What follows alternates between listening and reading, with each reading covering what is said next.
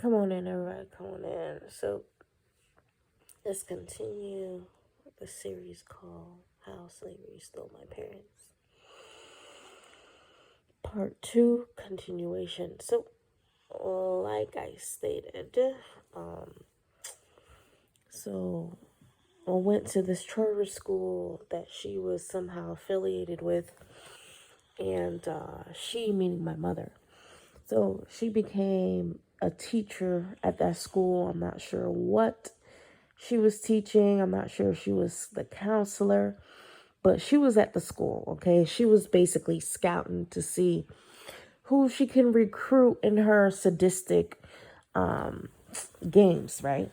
So anyway, at that time I was thriving, it's a very small environment.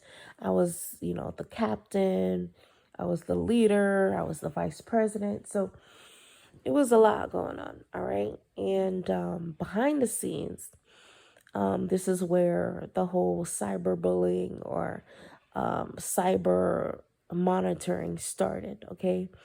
So at that time, I had no idea, but she started everything. So the young lady with the high IQ, I believe they were, she was her handler, okay? So she taught her everything she knew. But like I said before, she had some mental illness. She was suicidal. She was demonstrating self harm. Very, very dark individual. Okay. And, but of course, me being an empath, I welcomed her with open arms. All right. I didn't see her as a threat. I didn't see her as, mentally ill. I just basically said, okay, she needs some love and attention that she's not getting from home, right? Little do I know she was going to team up with my mother, okay?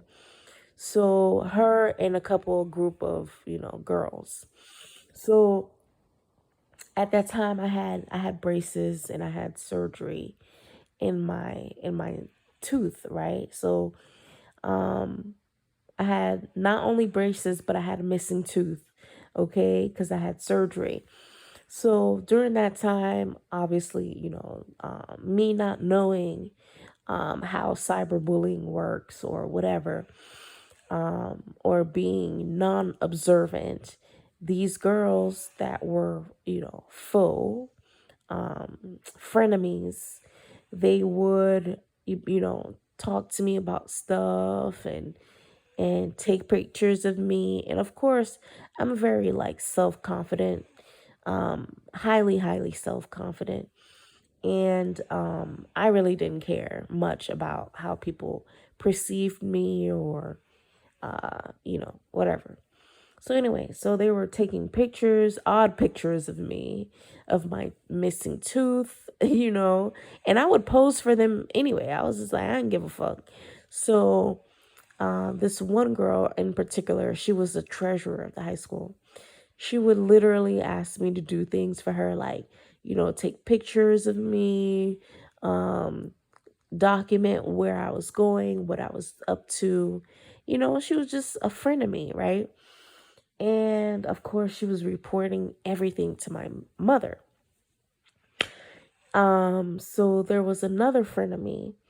This girl did not like me one bit, but I didn't care because again, at that time, I really didn't care much about how people thought of me.